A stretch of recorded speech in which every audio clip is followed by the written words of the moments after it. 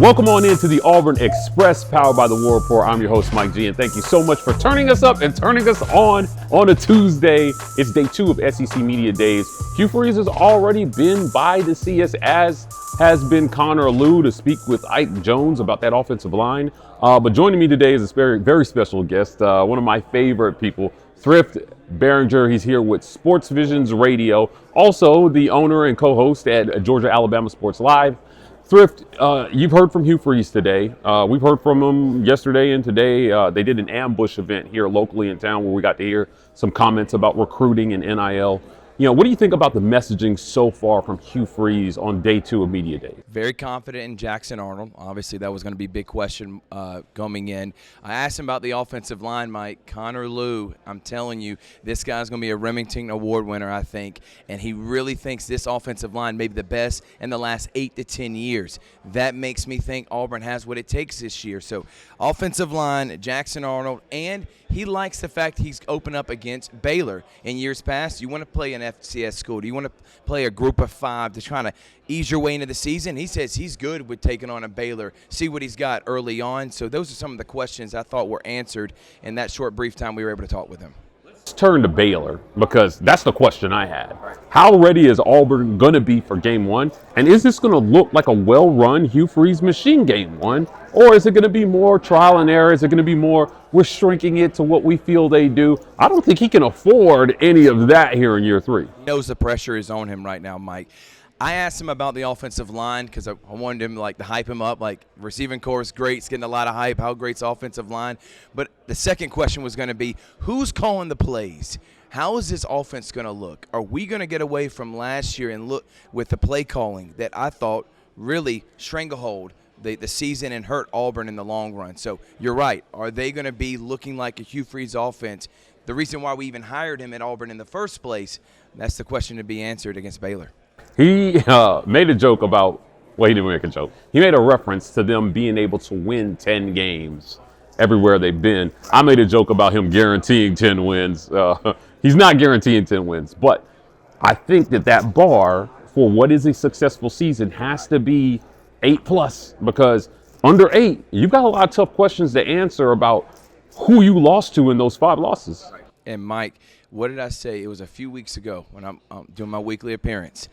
You want to be in the conversation when November comes around. If you're in the conversation by the time November comes around, I feel like you're having a successful season. And then no matter how you finish in the end, you're probably going to still get 8 or 9 wins. If you're not even in the conversation by that point, Hugh Freeze could be on the chopping block. For all we know, he could be getting fired by that point. So the first couple of months are crucial, but by the time November comes around, Auburn needs to be in one of those conversations, either playoff or SEC championship contender. Let's talk quarterback for a second here, Thrift. Jackson Arnold obviously is going to be the starter of this football team, but at the ambush event last night, I love the Freudian kind of slips that the coach gives you. When talking about quarterback, he immediately mentioned Deuce Knight and did not say anything about Ashton Daniels. Now, he mentioned Ashton today, right? But it was a little bit like, hey, is he thinking that Deuce Knight is next guy up here if Jackson can't get it done, or if Jackson gets hurt? Well, what's more important, keeping Deuce Knight long term when he just came in as an incoming freshman, or someone that's a little experienced and you only got a few years with him in Ashton Daniels? I think he sees the writing on the wall. One of them guys are not going to be happy. Which one are you willing to lose? And I don't think it's Deuce Knight. And I think I'm with you in the way his wording is, and I'm with you. He's trying to be careful with it. But if I'm the coach, I would rather keep Deuce Knight. Would you not? If it's between him and Ashton Daniels and you, who you got to make happy, which one are you picking? Yeah, I'm probably picking Deuce Knight as the future of my program, right? Because if you get a year 4, Deuce is going to be your guy, yes. All right? Or Jackson is going to be your guy, with Deuce clearly your guy in waiting. Great conversation, Thrift. Before we get to running back, I just want to mention to our listeners that this segment is brought to you by our friends at The Rogue Shop. Visit rogueshop.com. Use code REPORTER to get 15% off your Rogue Shop order. Pain, sleep, stress, anxiety, whatever ails you in life, The Rogue Shop has something that has you covered. America's #1 online dispensary. Also, this segment is brought to you by our friends at Golden's Cast Iron. Visit goldenscastiron.com/WR. Use code GETYOURWEIGHT for 15% off your weights and code TWR for $65 off fire pits and Kamado grills. Golden's Cast Iron. Work out, grill out, chill out with Golden's Cast Iron. Also want to thank our friends at the Vibe Vault. If you're looking to get fresh for the weekend or get your beard cleaned up, I'm growing a little something here at the thrift. Yeah. Media days, baby. Something here at thrift. But my guy Steve Watkins over at the Vibe Vault, you can find them at 3462 Crosswinds Road, Suite E in Phoenix City, Alabama. That's right next to Marco's Pizza and Renfro's Supermarket across the street from Chattahoochee Valley Community College. We thank them for sponsoring this segment as well. Let's jump back in here. I got to talk to him earlier this morning. First, the crack of dawn this morning. Were you the first interview? The first interview. My good friend Jacob Goins got the first crack at Hugh this morning. Yeah. But he came to us next, and I said, Coach, you're going to be asked a lot of questions about quarterback, but when he got to Auburn, he said, Damari Alston's a much better running back than we thought coming in the door. He received so much criticism for not giving Jarquez Hunter the ball more last season.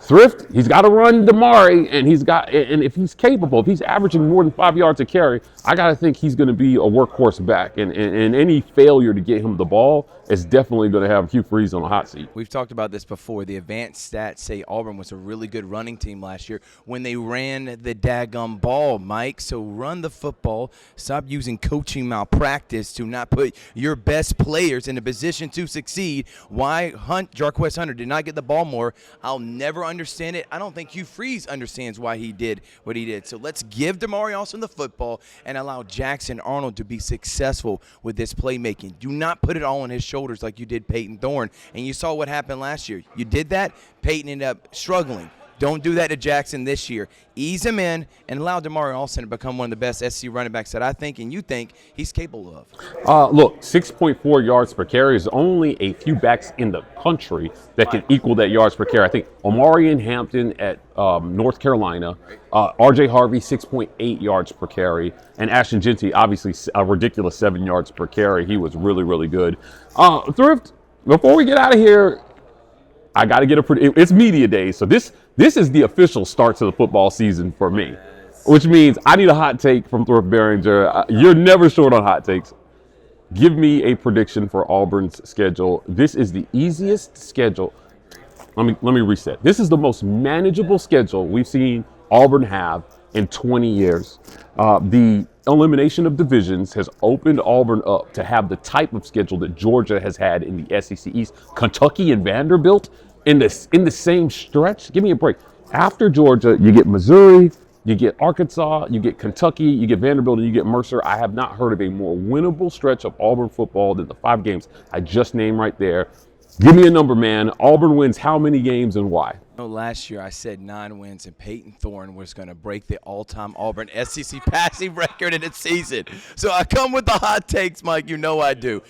I'm going to say 9 wins. I'm going to say they either win Georgia or Alabama. I do think they get one of those. I don't know which one. I think they get one of either Oklahoma or A&M. And then that stretch, you're talking about Kentucky, Arkansas, Missouri, Vanderbilt. Auburn may lose one of those games and throw Vanderbilt in that stretch. So if they can go 1-1 against Alabama, Georgia, 1-1 against Oklahoma and Texas A&M, and then you only lose one game out of the 5 I just made mention, 9-3, I think that at least puts you in the conversation for potentially making a playoff. Even if you don't make the playoff, you're heading in the right direction for next year because you got a lot of young talent coming back. So 9-3, Mike. I don't want to go super hot take and say 10-2, which is what I really want to do. I'm going to try to save myself. I'm going to say 9-3. Fans are never happy. At 9-3, in the scenario you just described, Hugh Freeze is still getting fried. Hear me out. You think? Yeah, because you lost a game to somebody you absolutely had no business losing to. Doesn't matter. But that's the Hugh Freeze experience, right? It's the great wins and the inexplicable losses. Exactly. If you want to make the playoffs, you have to keep the inexplicable losses off the schedule. Look at Ole Miss last year with Lane Kiffin. No chance they should not have made the playoff. Their schedule was they should have been 6-0 to start the season. You beat Georgia, and then you missed the playoff.